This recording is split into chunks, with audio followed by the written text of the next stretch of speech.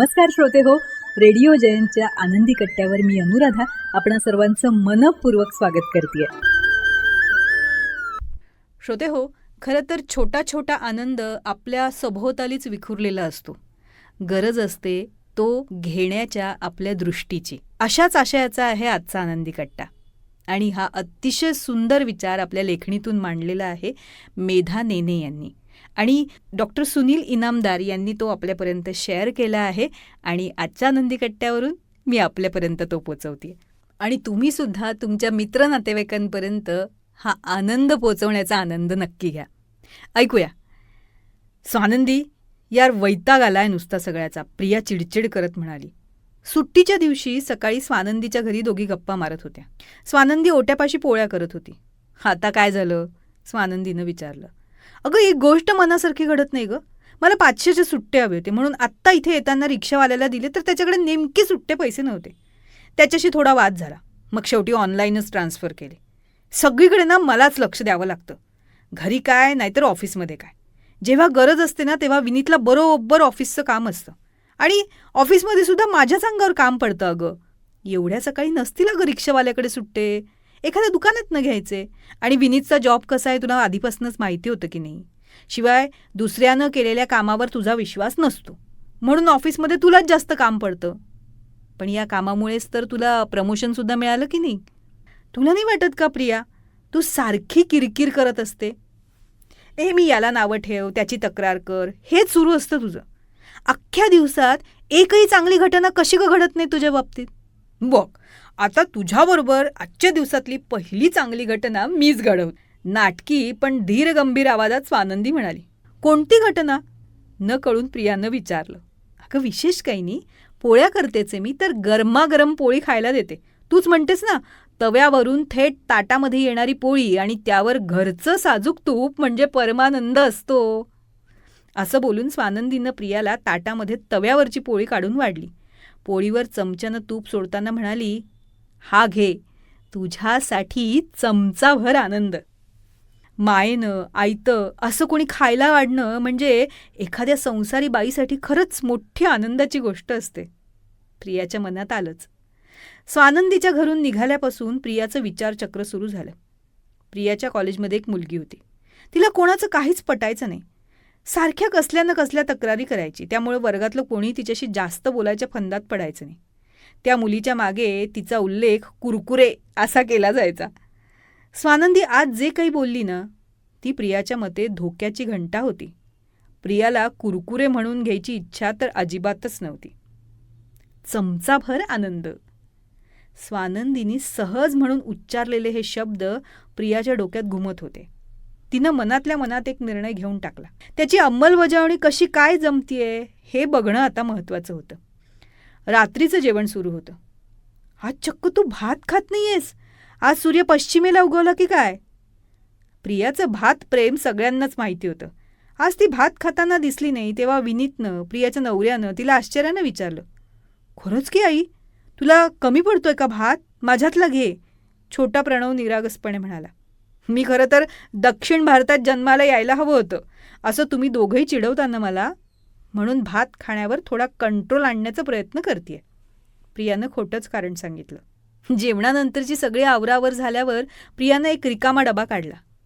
सकाळी आयती गरमागरम तूप पोळी खायला मिळाली, त्याचा हा चमचाभर आनंद. असं मनात म्हणून एक लहान चमचा भरून तांदूळ तिने त्या डब्यात घातले. आणि हा चमचाभर आनंद? लहानग्या प्रणवनं आईच्या काळजीनं स्वतःच्या ताटातला भात आईला देण्याची तयारी दाखवली, त्याचा. आज 2 चमचे तरी डब्यात जमा झाले. मनातनं खुश होत प्रिया म्हणाली. त्या डब्याला तिनं नाव दिलं, आनंदाचा डबा. जेवताना 2-3 दिवस प्रियासाठी थोडं कठीणच गेलं, कारण वाटीभर तांदूळ जमा झाल्याशिवाय भात खायचा नाही असं ठरवलंच होतं तिनं. त्यामुळं दिवसभरात आपल्या दृष्टीनं काय चांगलं घडलं हे शोधायचा छंदच लागला तिला. आज भाजी घेऊन घरी पोचते न पोचते तोच लाईट गेले आणि घामाघूम झालेल्या प्रियाची चिडचिड व्हायला लागली. पण नंतर तिच्याच लक्षात आलं की लिफ्टमध्ये असताना लाईट गेले असते तर? 2 दिवसापूर्वी बिल्डिंगचा जनरेटर खराब झालाय, तो अजूनही दुरुस्त झालेला नाही. किंवा आधीच लाईट गेले असते तर हातातल्या भाजीच्या पिशव्या घेऊन 6 मजले चढत यावं लागलं असतं. बरं झालं बाई, घरी आल्यावर लाईट गेले. 1 चमचा आनंद तिनं डब्यात जमा केला. आज अतिकामामुळे ऑफिसमधून यायला उशीर झाला, पण घरी आल्यावर विनीतनं स्वतःहून चहा करून दिला. झालं, 1 चमचा आनंद पुन्हा डब्यात जमा झाला. आज गाडी पंक्चर झाली, त्यामुळे ऑफिसमध्ये पोचायला उशीर झाला. बरं झालं, पण बॉसच उशिरा आल्यानं बोलणी खावी लागली नाहीत. आणखी 1 चमचा आनंद जमा झाला.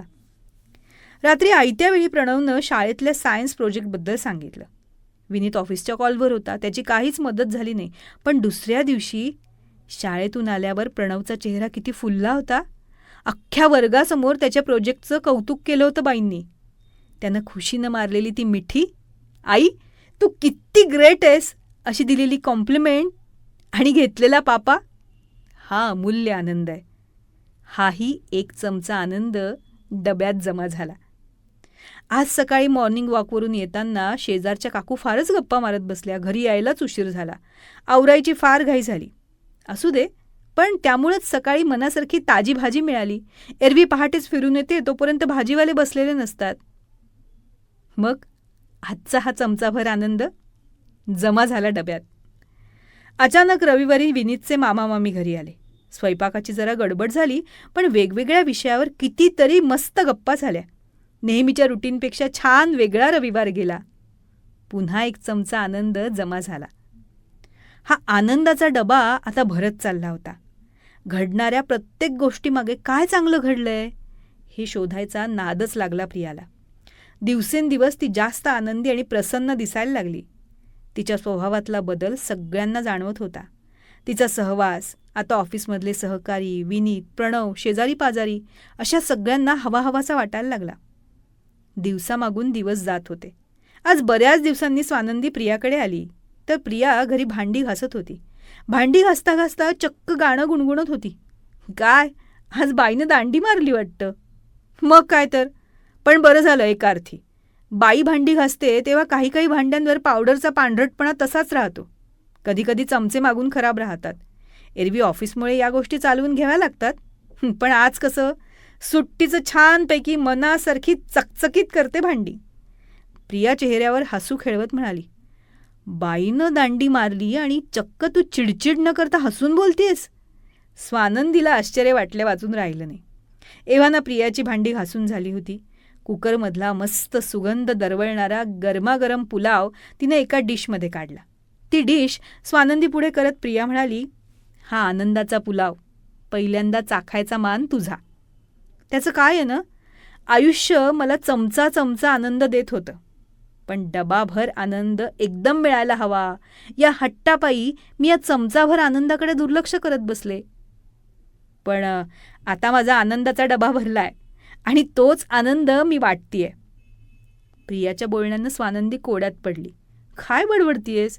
भांडी घासून घासून मेंदूत पण चमचे आणि डबे घुसलेत का तुझ्या? नीट बोल की. मग त्या दिवशी स्वानंदीच्या घरून निघाल्यापासून अथपासून इतीपर्यंत सगळी कथा प्रियानं स्वानंदीला सांगितली. असं होय, म्हणजे माझ्या बोलण्यानं हा कायापालट झालाय. तर याचा मला काय मोबदला मिळणार? देणार तर तुझ्या घरून सुरुवात झालेल्या चमचाभर आनंदाच्या मोबदल्यात मी माझ्याकडचा डबाभर आनंद देणार आहे. असं बोलून प्रियानं एक मोठा डबा भरून पुलाव स्वानंदीकडे सोपवला. हा माझा आनंद मी तुझ्याबरोबर आणि तुझ्या घरच्यांबरोबर शेअर करते आणि यापुढेही करत राहणार. चिंकी, तू तो बदल गई रे. स्वानंदी मुन्नाभाई MBBS मधला डायलॉग मारत बोलली आणि मग दोघींच्या हसण्यानं घर आनंदानं भरून गेलं.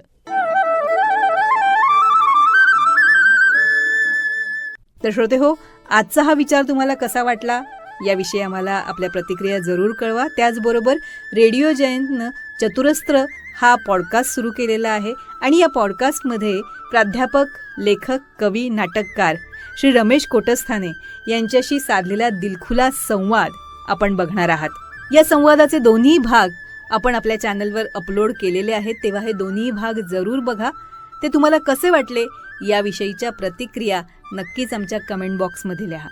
त्याचबरोबर श्री रमेश कोटस्थाने लिखित खुळा पाऊस या पुस्तकाचं अभिवाचनही रेडिओ जयंतवर उपलब्ध आहे. ते देखील जरूर ऐका आणि त्याविषयी देखील आपल्या प्रतिक्रिया आम्हाला नक्की कळवा. आणि दर्जेदार कार्यक्रमांसाठी रेडिओ जयंत लाईक करा, शेअर करा आणि सबस्क्राईब करा.